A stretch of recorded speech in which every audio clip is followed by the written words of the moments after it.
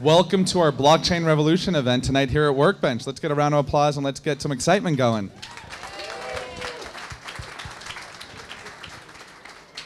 For those that don't know me, I'm John Laird, co-founder and general partner of Workbench. We're an enterprise fund here in New York, and nothing gets us more excited than enterprise tech. Obviously, looking around the room, I think that it's safe to say that blockchain is really a thing. So let's get a show of hands tonight. How many of you are from startups focused around blockchain-related applications? How many are from big companies thinking about use cases for blockchain? This right here is the zinger. This is what makes New York amazing, number one, that we have all these different industries. Of course, everyone knows financial services, but what's cool is we have pharma, we have media, we have advertising. As you look around the room tonight, make sure that during the break at the end, you network and meet people, because we have a lot of startups, we have a lot of corporates actively thinking about it. And this is where the reality sets in, that it's no longer, a lot of people like to say it's hype, but I think you can see in the room tonight from all this interest that there's a lot of realism going on. Where's everyone on the Workbench team tonight? Please raise your hand for a second. For all the startups in the room, make sure that you find one of us later, because what we're doing here is actively looking at early stage companies to invest in, so we'd love to talk with you. And on the flip side, from corporates with use cases, we'd love to hear what you're thinking about, how you're thinking about it, can connect you with peers to learn about other thoughts, and of course, make some introductions to relevant startups. So on Twitter tonight, we have a hashtag BlockchainNYC. Make sure that you tweet away, tweet often. And tonight's event is in partnership with the New York Enterprise Tech Meetup in RE, so we really appreciate the support from RE Ventures. So I'd like to call up with Maria to say a few words. Thanks, John. We're actually excited for the same reason. It's great to see so many people in the room excited about blockchain. At RE Ventures, we've been huge supporters and have over 13 investments in blockchain in financial services firms like Chain, Ipit, Ripple, but also in healthcare and in like GEM and in media like Media Chain. And so it's great to see such interest on both the corporate and the startup side, and we're just excited to be here supporting this and ready to have a great conversation with you guys. So nice to be here.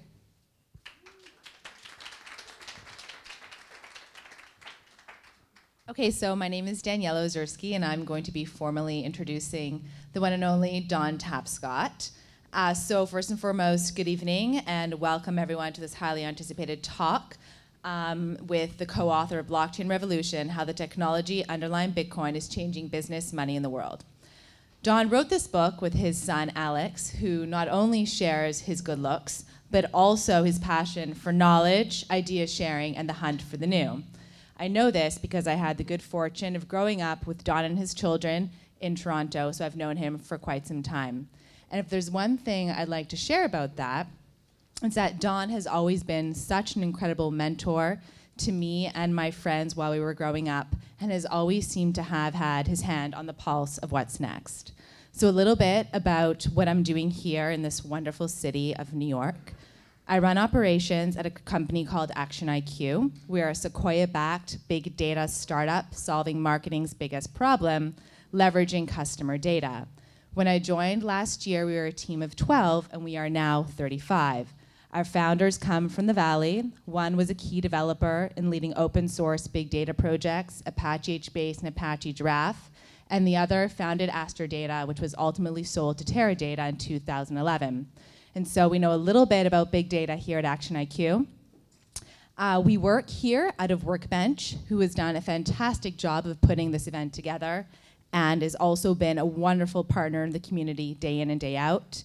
They were so excited about having Don come and speak here, which is of course no surprise.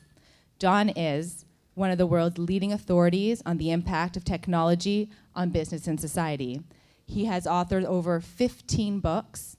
Last year, Don became a member of the Order of Canada, Canada's highest civilian honor, and he was ranked the 4th most influential management thinker in the world by Thinkers 50. His book, Blockchain Revolution, is said to be the book, literally, on how to survive and thrive in this next wave of technology-driven disruption, and likely to become one of the iconic books of our time. Please join me as I welcome Don Tapscott, CEO of the Tapscott Group, to the stage.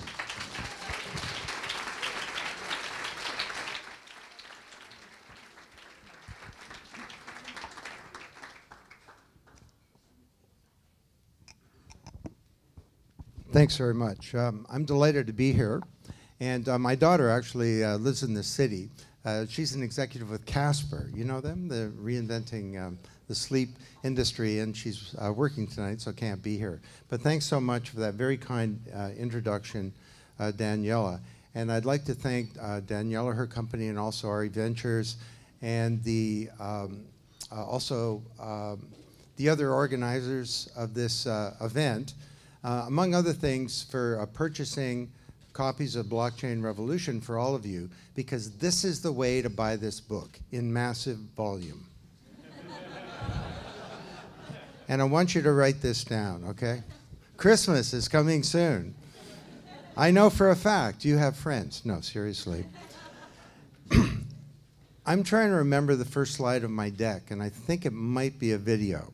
So I'm going to go there, and if it's a little 1-minute video, we're going to watch it, and if not, we won't. So let's see what happens. Something you might not know about Canada. Hi, I'm Don Tapscott, and before the break, I promised to tell you about the digital office. In the 1970s, the coolest decade of all time, the office was full of strange things like typewriters, dictaphones, adding machines, and mimeographs. Telephones were connected to a wire, so people could only reach you when you were in the office. God, I miss that. Not now! In 1978, the Canadian company Bell Northern Research wondered what would happen if every desk had a computer on it connected to a vast internetwork. Their incredibly handsome staff created an office that used crazy things like email, word processing, texting, and document management. Then B&R pitted the computerized workers against the computerless old-school test group. This first ever controlled experiment proved that the digital workers were more efficient, innovative, and effective. And they had more fun, too. And within only 15 years, office workers across the globe were playing electronic solitaire and watching cat videos to their heart's content. And that's something you might not know about Canada. So I wrote my first book based on that experience, and it argued that computers were going to become connected to networks, and that everyone was going to use one, and that they would become, rather than data processing tools, they would become tools for the communication of information. And that first book did not sell very well. It was sort of a study in bad timing. And my mom bought most of the copies, I think. But it's a pertinent introduction to today, because for the last few decades, we've had this Internet of Information, and now we're about to get something different. It's called the Internet of Value. The Internet is entering a second era. Let me explain. I'm convinced that the technology most likely to have the biggest impact on the firm, on government, and on society over the next period in history is not the social web, big data, mobility, the Internet of Things, even machine learning. I think it's the blockchain. Blockchain. Now, not the most, could we just turn down the volume a bit? I'm getting feedback here. It's not the most sonorous word in the world, but I think that it does represent the second generation of the Internet. And I'd like to just, I know that you know a fair bit about this, but I'd like to explain this idea. This is also in my recent TED Talk. Has anyone seen that? TED Talk? Yeah. You and it turns out a million point something people too have seen that in the last a few weeks. And you know, Mark Twain, I'm sorry I wrote you such a long letter. I didn't have time to write a shorter one. Could we just turn that volume down a bit, please? Thank you. It took me about 3 years to be able to explain that in 18 minutes. So I'm going to try and explain that in about 4 minutes here today.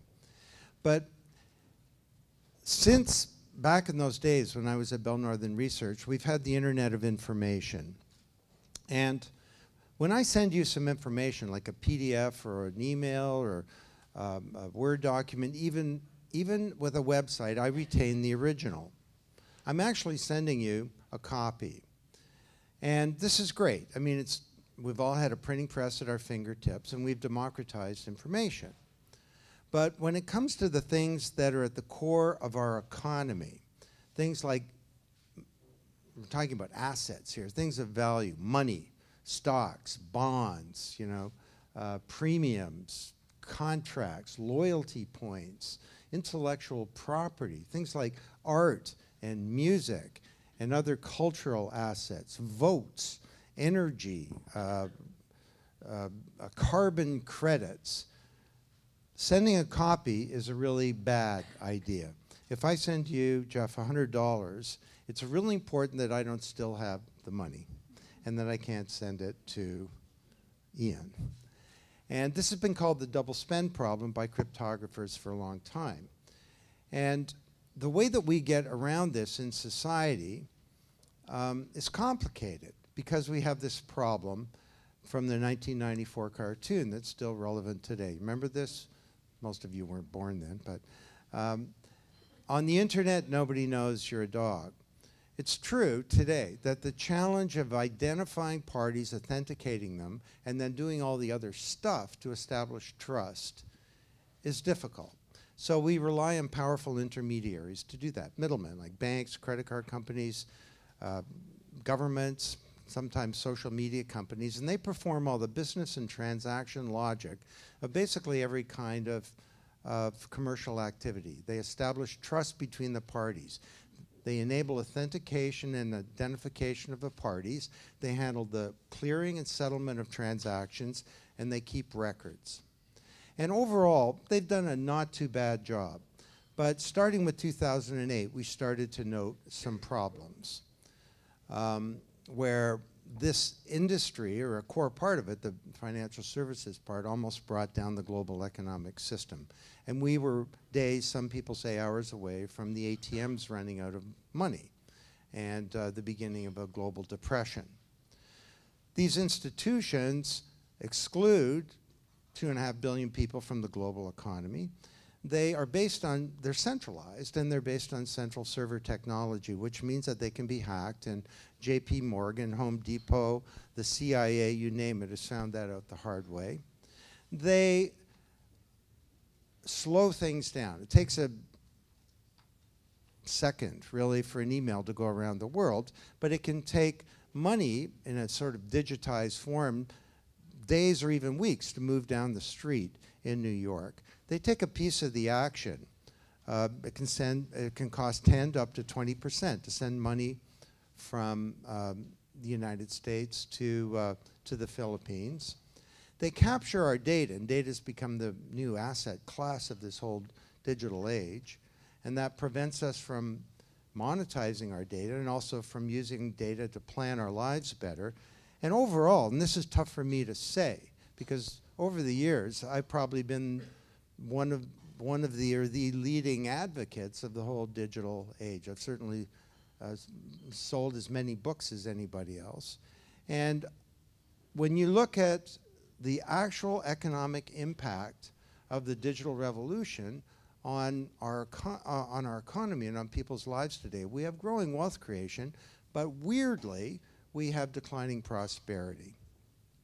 So the benefits of the digital age, it's tough for me to admit this, have been captured asymmetrically by powerful forces. What if there were not just an internet of information? What if there were an internet of value? Some kind of global distributed ledger that was open to anybody, that was secure, and where any asset from money to music to votes could be managed, stored, transacted, exchanged in a secure way and in a private way, but where we could have appropriate social transparency. What if there were not just a native digital medium for information, but a native digital medium for value? Well, 2008, perhaps propitiously, predated the financial crisis, an anonymous person or persons named Satoshi Nakamoto wrote a paper outlining a protocol for a digital cash that he called Bitcoin. And this protocol enabled people to transact and trust each other peer-to-peer. And this has set off a storm. Now, don't be confused by Bitcoin. I just want to get that out there right at the beginning, and the bad press that it's had. Bitcoin is an asset, and you may want to invest in it if you care about assets. It goes up and down in value if you're a speculator. More importantly, Bitcoin is a cryptocurrency, and that has a whole number of very powerful use cases. But the real pony here is the underlying technology that makes cryptocurrencies work. It's called the blockchain. And for the first time ever in human history, people can trust each other. How are we doing? There is a phone going on. Oh, okay. People can trust each other to do business and to do many other things in society that involve assets without a powerful intermediary. Trust is native to the medium, and that's why we call it the trust protocol. Now, let me take 2 minutes for those of you who don't know and explain how this works. And those who do know, you can test me on my ability to write a short letter, as Mark Twain said. So, I send $100 out to Ian, and that's broadcast out to a global network all around the world of millions and millions of people. And all of these computers are using the highest level of security. And then out there in the world is a group, sorry, we're jumping ahead here, is a group called miners. And these are not like young people, they're like gold miners. And these miners have powerful computing resources, estimated to be 10 to 100 times bigger than all of Google's servers in the world. It's the most powerful computing resource in the world. And these miners do a lot of work to find out the truth. And every 10 minutes, kind of like the heartbeat of a network, a block gets created. And that block contains all the transactions from the last 10 minutes. So it could be that I paid that $100 to Ian, or that I bought a house, or I got married, or I bought some stock, or it could be ultimately that that light bought some power from a distributed power source.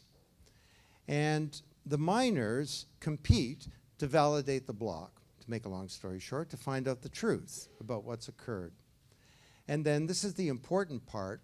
The winning miner gets paid some of the cryptocurrencies from that blockchain, and then that block gets time-stamped into a sort of like a digital wax seal, and it's linked to all of the previous blocks. Sorry.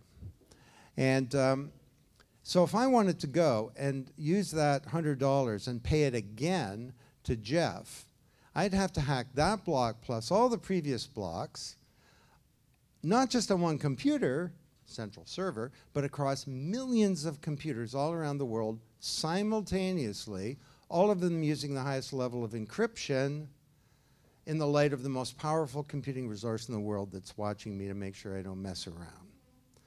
I won't say that this is unhackable, but it's infinitely more secure than the systems that we have at JP Morgan or the US federal government.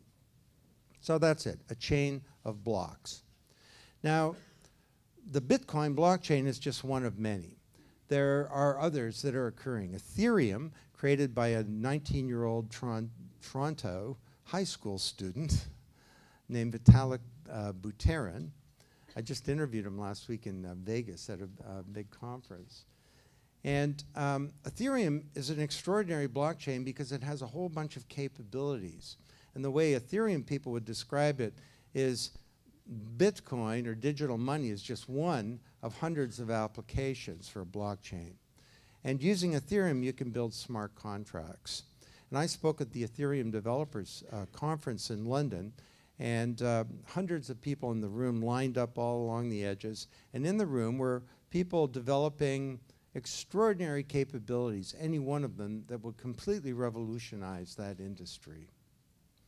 So, and there are all kinds of other initiatives that are underway beyond Bitcoin to exploit Ethereum or many of the other blockchains. This is a company that's of great interest to me, and we wrote it up quite a bit in the book. You'll read about it, called Consensus. I think there might be somebody here from Consensus. Anybody here? Whoa, okay. It's a studio of companies, and there are at least a dozen different companies that are involved in building blockchain applications and on the Ethereum platform. So this is a big deal, and everybody's starting to buzz about it. And what's happening tonight in this room is an example of the interest.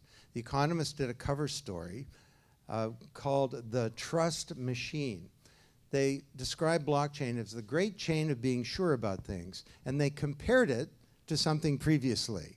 And it wasn't something huge like the internet, or huge like the development of the PC, or huge like the development of computing. They compared it to something bigger, which was the creation of double entry accounting. Now, don't have a nap on me here. Double entry accounting, which was actually the foundation of a corporation and of capitalism. And when you get Dilbert getting involved, you know something's going on here. Manager, I think we should build a blockchain. Dilbert, uh-oh. Does he understand what he said, or is it something he saw in a trade magazine ad?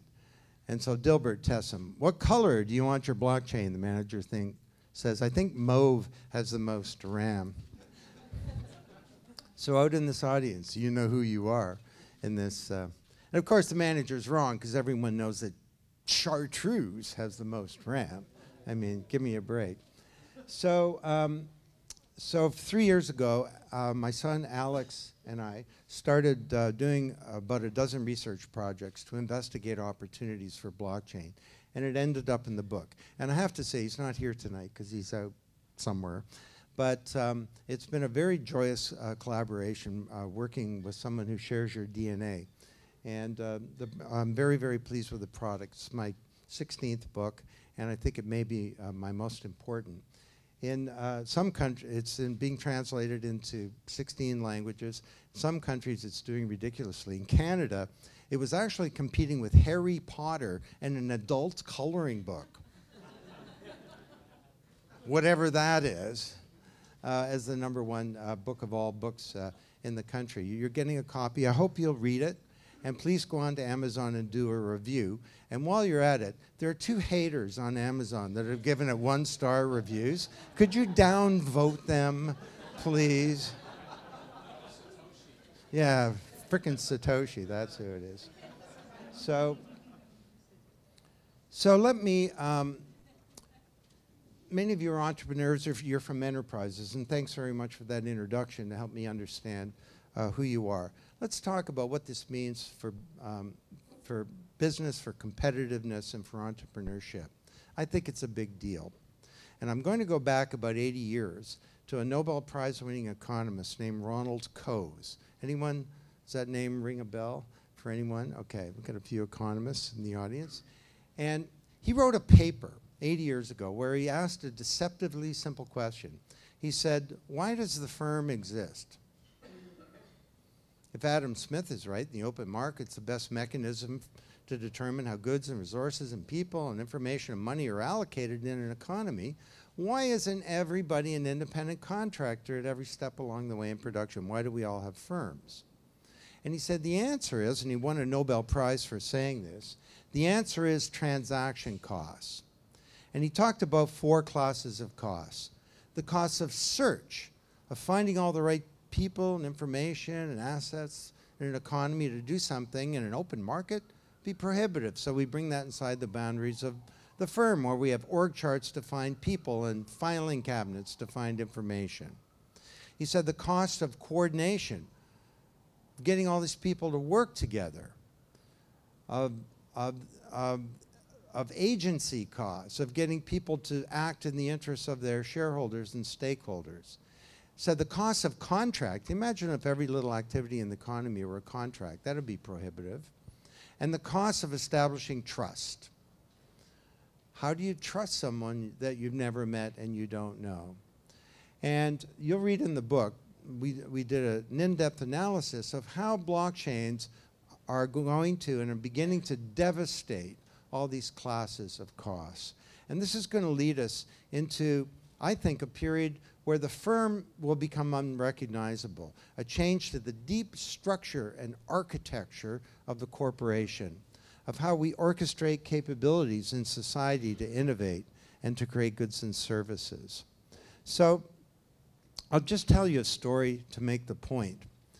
And I'm a little embarrassed to say this. The reason I know this story is because this guy, Rob McEwen, is my neighbor, okay? He moves across the street from me and he holds a cocktail party to meet the neighbors. And he says, "You're Don Tapscott." "Cool, I read some of your books." And I said, "Great." And I said, "What do you do?" And he says, "Well, I used to be a banker and now I'm a gold miner." He's a funny guy. He introduced his wife to the group and he says, "This is my wife, Cheryl. She's a gold digger." And thankfully, she is not. And she also has a sense of humor. Anyway, but he tells me this amazing story. He takes over this gold mine in northern Canada. His geologists can't tell him where the gold is. So he gives them millions of dollars to go get more geological data. They come back, big data is one thing. You got to be able to analyze it. They can't tell him where to go into production. He gives them more money. This goes over and over again. Finally, after a few years, he's ready to give up, shut the whole thing down. But he has an epiphany one day.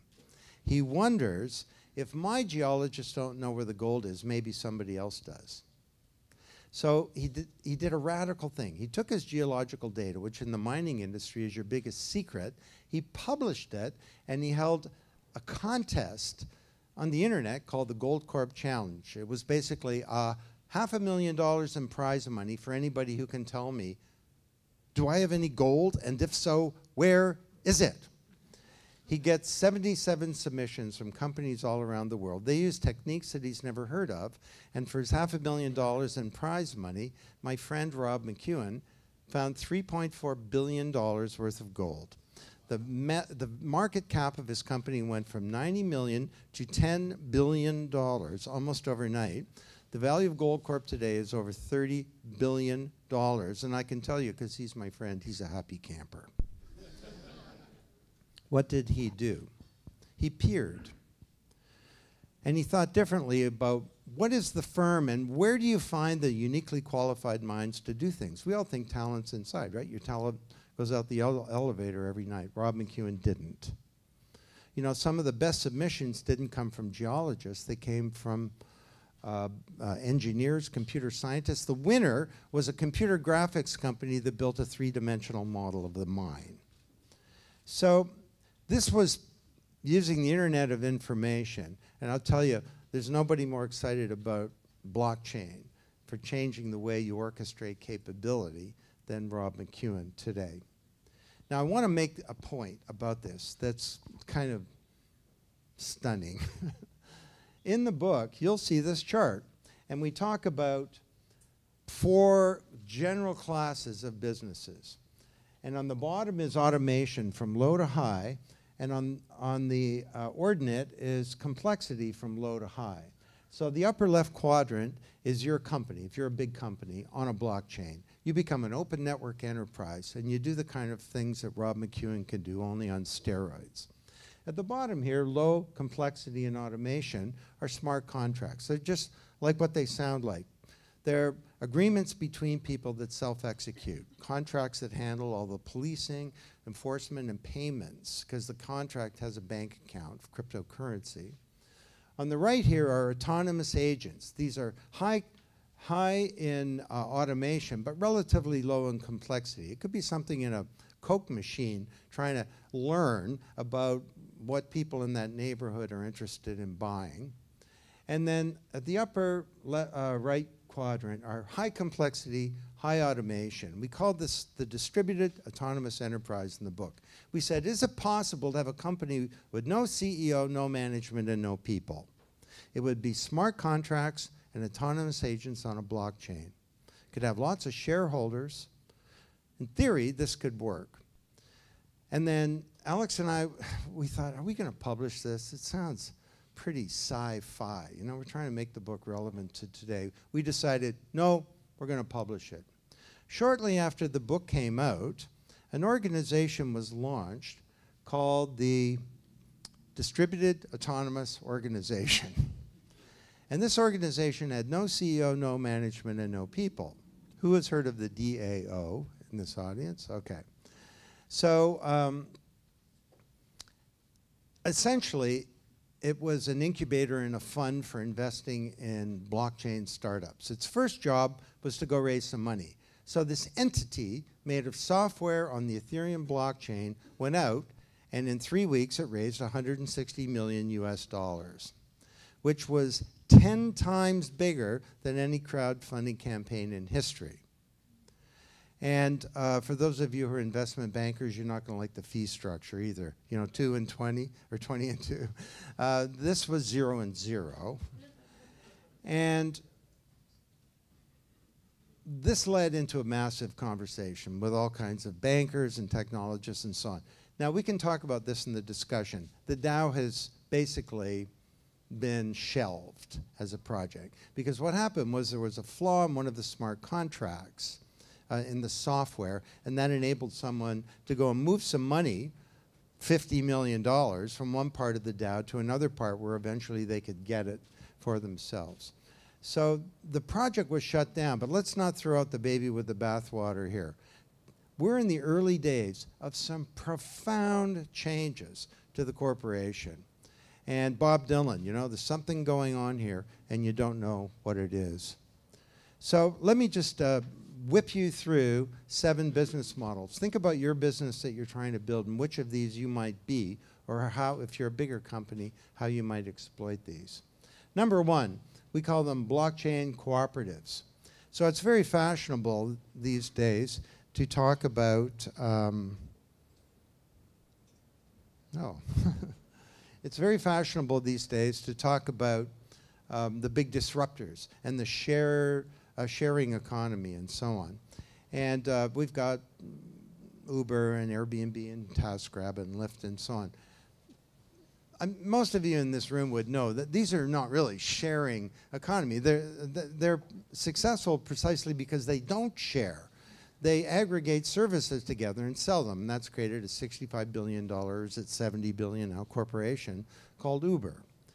Now, all of these companies could become cooperatives on a blockchain. You don't need a $65 billion corporation to do what Uber does. So think about Airbnb on a blockchain. We'll call it B Airbnb. And essentially, it's some smart contracts, autonomous agents, and you as a user, you want to book a room somewhere, you go onto the software, it's a database, it enables you to sift through and select the place you want. All the ratings are there, and they're immutable because it's on a blockchain.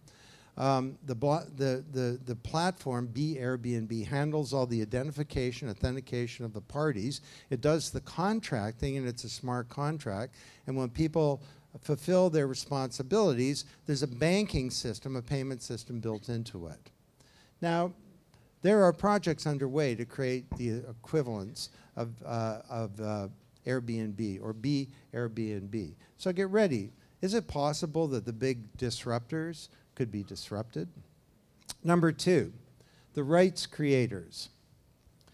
There are all these people in our economy that create value that don't get fairly compensated because the system for intellectual property rights was broken by the Internet of Information. Now, in the case of the record industry, and I'll use that as an example, the problem predates the Internet. The big labels always took a big piece of the action. Then with the Internet of Information, all of us decided to share music, and the only way we could share it, because there was no Internet of Value, was to publish it. So we all published music as it was information and sent it out to our friends and so on. Then Apple comes along and says, no, we're going to try and fix that, and they created a system whereby you could download a song. But ultimately, and many of us said this years ago, I wrote an article in the New York Times over 10 years ago saying that's stupid, because why would you want to take possession of the song? We should have streaming audio. Spotify and some other companies got involved. They created that. But the end effect for the musician is that all of these entities took a bigger piece of the action. So if you wrote a hit song 30 years ago, and it got 1 million singles, platinum song, you could expect to receive $46,000 in royalties. You write a hit song today, it gets 1 million streams, you'll make about $34 enough to buy a nice pizza in New York, won't even get you to the airport, rather than having enough to have a living. So, which it was back then, 30 years ago, $46,000 was enough to live on. So what if we reinvented the music industry and put it on a blockchain? Well, that's what Imogen Heap and many others are doing. Ujo Music is a project from Consensus in the room here. And Imogen has already posted a song on this early stage blockchain platform. The way it works is that the song is in a smart contract, and the song defends her intellectual property rights. So if you want to listen to the song, I don't know, it's free or a few microcents.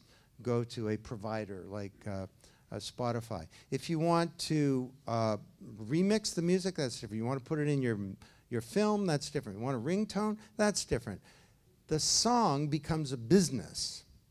And it's out there defending your rights, and it has a payment system built into it so that the money comes to the musician. And the musicians, rather than getting crumbs at the end, get the funds, and they can decide that they're going to hire a big label, for example, to help them market it or to help them develop their next album. So her platform's called Mycelium Music. Multiple projects underway to do this. This is about art. And finally, here's an app for all our refined kids heading back to school. So art is an extremely vital part of the fabric of society, right? It keeps the world interesting, it's the foundation of culture, and it's critically important to both science and technology. But unfortunately, the art world is very small and overly exclusive. The Artillery app aims to solve this problem and help anyone appreciate art. So here's how it works. An art gallery works with artists to get their art listed within the app. They then set up something called an initial public offering, which is a gift from the artist to the community, where anyone with the app that sees the art or is near it in a gallery can like it and get in on the revenue generated by its sale. The artist or gallery includes a percentage of the profit of the sale that you as a stakeholder can earn. If it's resold later, you can continue to make money off it along with the artist. But it's not just money. Once you've appreciated that art piece, you can share it on Facebook and gain more appreciation points. Artillery has a number of early trials underway, including a pop-up gallery, the Payne Mansion Hotel in downtown San Francisco, and Artillery is available for free on iOS and Android devices. So definitely go to the App Store and download it today.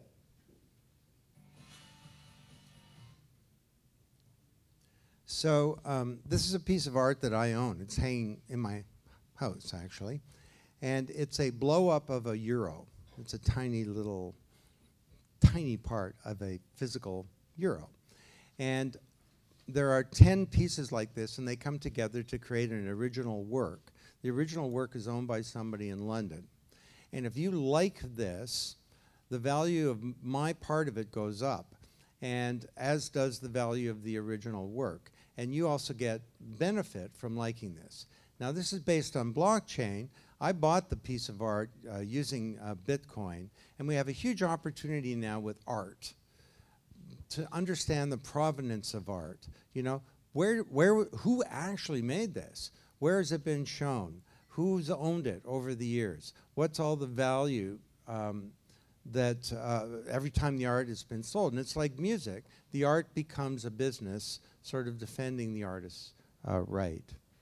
Now, the same is true for many of the peer-to-peer production communities, Linux, and which is doing great, pretty much. But some are having challenges, like Wikipedia.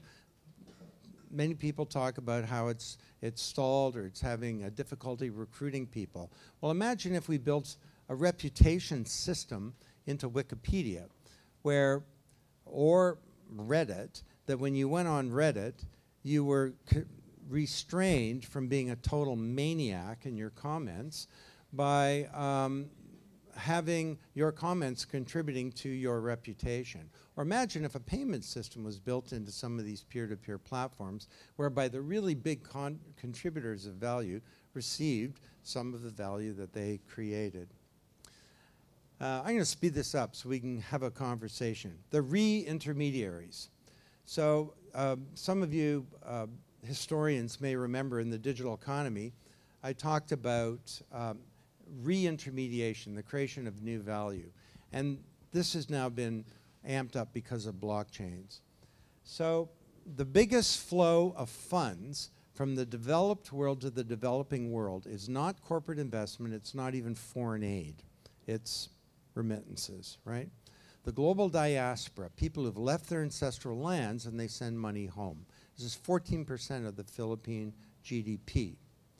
So in Toronto, there's a housekeeper named Annalie Domingo. And for 22 years, she gets on the bus, goes to the bank, cashes her check, she gets back on the bus, and the subway, then the bus to the Filipino Mall where the Western Union office is. And she sends her few $100s to her mom in Manila. It takes 4 to 7 days. It costs her on average 10% from what we could figure out. And Alex actually sat with her on the bus, and we went through this whole thing to watch her do this. And her mom never knows when the money's going to arrive. It takes 5 hours out of her week. 6 months ago, Annalie, using an app, blockchain app called Abra, from her mobile device, sent $600 to her mother in Manila. And directly from her mobile phone to her mom's phone. And when the money arrived, her mom, it looks like a Uber interface, there are cars driving around. These are Abra tellers. Her mom sees a 5-star teller 7 minutes away, clicks on him, he shows up, and gives her Filipino pesos that go into her pocket. The whole thing took a few minutes, and the transaction fees were not 10%, they were 1.5%. So there are opportunities to create new value in the middle, Abra being an example, but typically leaders of the old middle, Western Union, are not the ones to create the new value. And that's a statement from the digital economy many years ago. And you can see how it's played out with the Internet of Information, that you know, the travel agents that exist today, and if you're going to book a hotel room on tablet or go to Open Table for a restaurant in New York, these didn't exist. And most of the major travel agents are either gone or devastated. So Abra is a re-intermediary.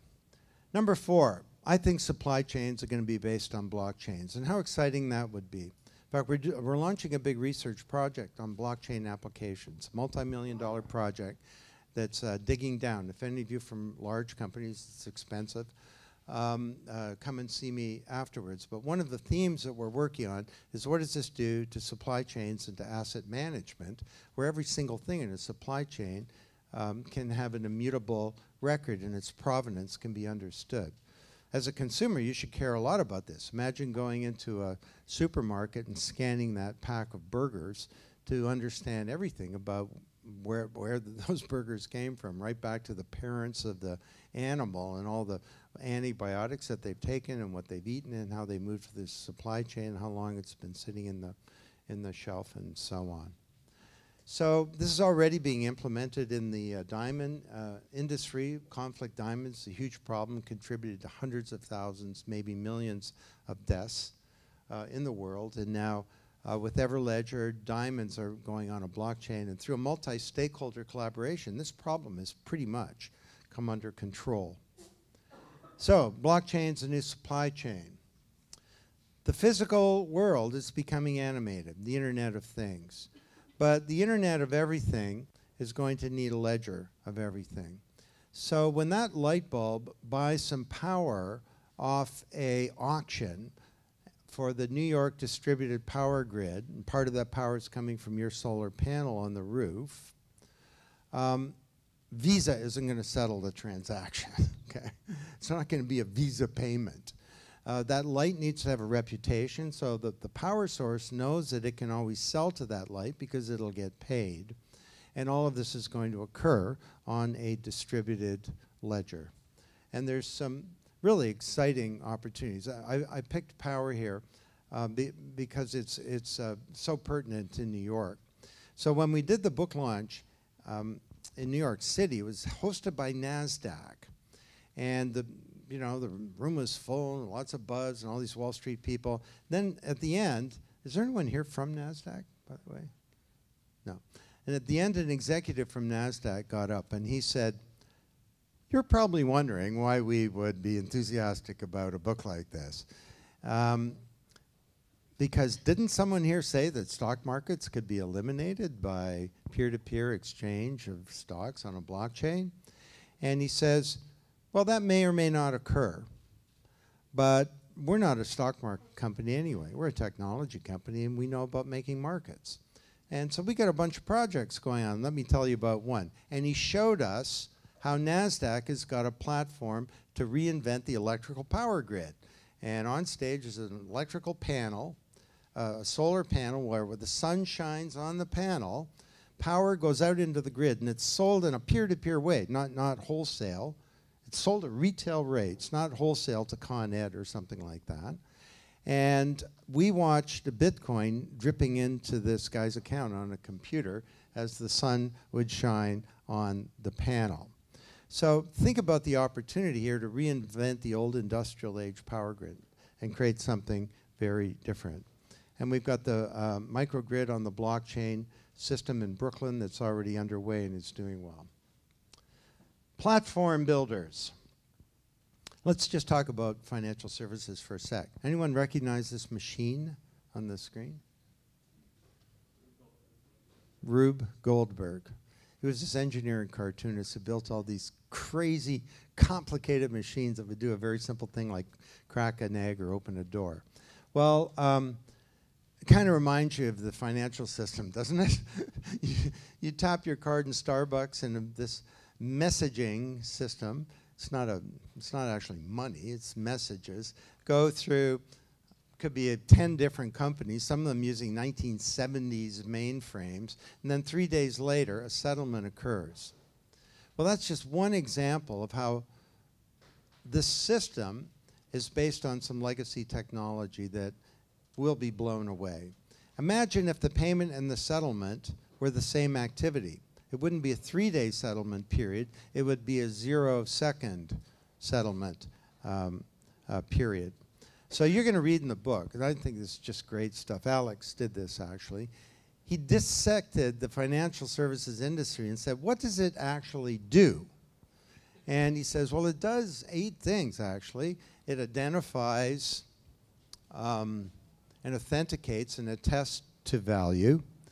It transfers value. It moves money and stocks and stuff around. It stores value. Because they store value, they get to do other stuff like lend value. They exchange value with markets. They fund and invest value, investment bankers. And finally, they account for value. So I don't have time to go around this, but I don't know. I'll give you just one example. Let's accounting and auditing for value. With double entry accounting, you have a debit and a credit. With blockchain, you automatically get a third entry. It's called triple entry accounting. So why exactly would you need to hire a big audit company to come in and do an audit when you could have a real-time audit all day long? So if you talk to the heads of some of the big accounting firms, they know that this is up to 40% of their business is going to, if not go away, be changed radically. And most of them are pretty cool with it. Like, that's great. We're going to lead this. We're going to reinvent our business. The audit function will largely become software, and we'd like to be involved in building that. All right. All of this changes marketing, new platforms for marketing, as customers can become producers in this environment, as we call them prosumers. And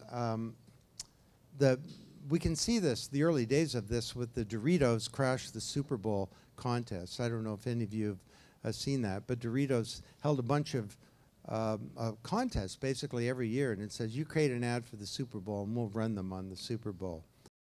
Paper or plastic? Paper's fine. I like these. Oh, nacho cheese. Old school. Fiery habanero? Yeah, those are hot. Oh, salsa verde. Oh, blazing buffalo and ranch. Giddy up. Gonna need a cleanup on register 6. Ew. Some of them are a little edgy, never made it on the Super Bowl. The ones that involved guys and plant material. But some of the more edgy ones made it on. Now, this is a 30-second one. I'll just show it to you. So one of my favorites. This actually ran on the Super Bowl.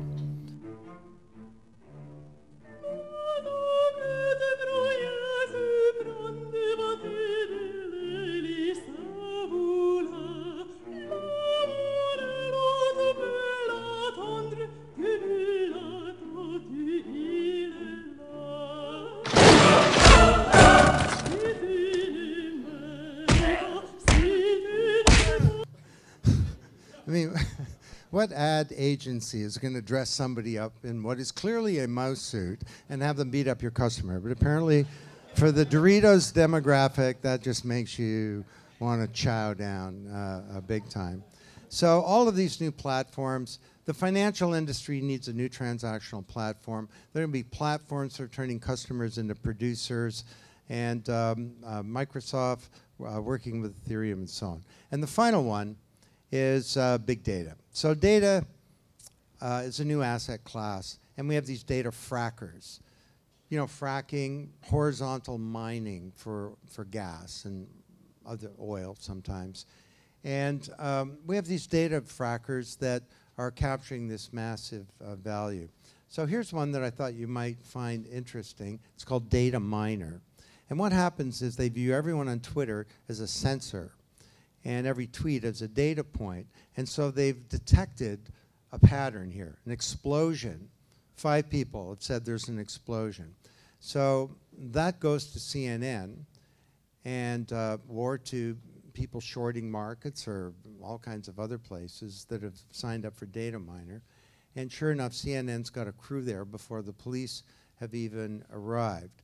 So there's power in this data, but the trouble is that other people own it, and Facebook being the ultimate fracker. So this is a problem. Houston, we have a problem because we create this data, the most valuable asset ever, probably more valuable than land under the agrarian economy or industrial plant under the industrial economy, maybe more important than money. Walter Wriston, CEO of Citibank 25 years ago, said that information about money is becoming more important than the money itself. And all of us are creating the virtual you. So I'm sorry, what's your first name? Soren. Soren. So there's the virtual Soren. And the virtual you may know more about you than you do, because you can't remember what you bought a year ago, what you said a year ago, or your exact location at this moment a year ago. And the virtual you is not owned by you, it's owned by these powerful data frackers. And people who say to me, come on, Don, privacy's dead, get over it, are being very naive, because privacy is the foundation of a free society. And our identities are being taken away from us, and we need to get them back so we can manage them responsibly and benefit from this treasure trove of data that's being associated with them. So there are projects underway to create the virtual you owned by you. It's basically your identity in a black box. I think Consensus has a project to do this. And this could be a really exciting thing, not just to protect our privacy, but as you go through life, this trail of digital crumbs doesn't get swept up by Facebook, it gets swept up by you. And this virtual identity is really protective, like it's stingy about your identity. Many transactions, you don't even need to know, or, as the seller, who the payer was. What you need to know is that you got paid with 100% assurance. So this is a very exciting time. All right, so these are 7 business models of many, but I think that they are beginning already to shake the windows and rattle the walls. A final thought for you, and I'm so excited, and thank you for coming tonight, because this is a new paradigm.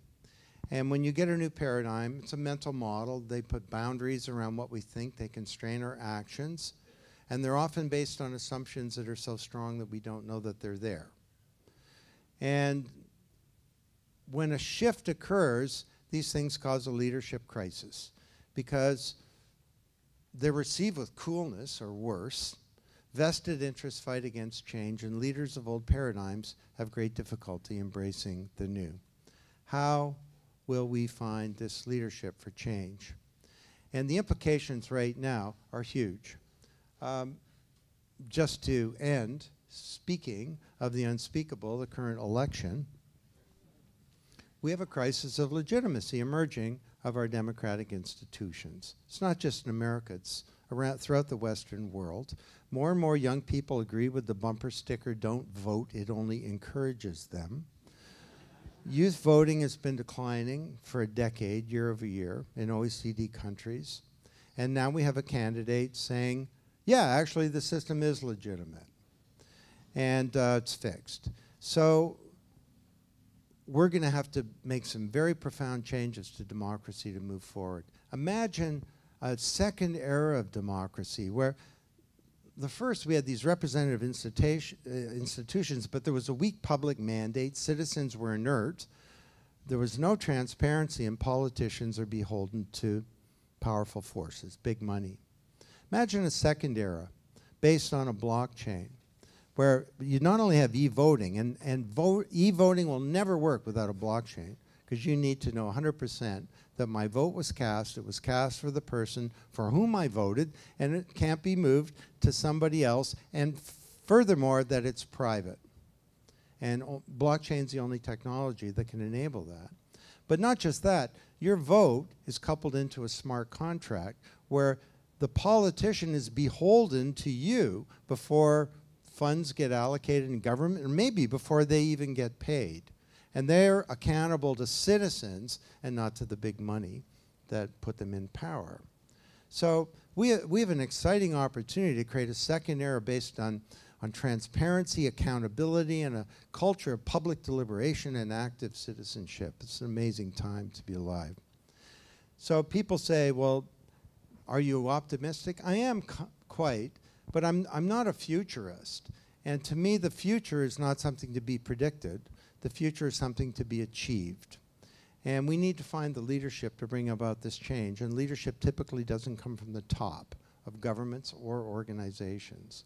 So leadership is each of our personal opportunity. And I'll thank you very much for having come today.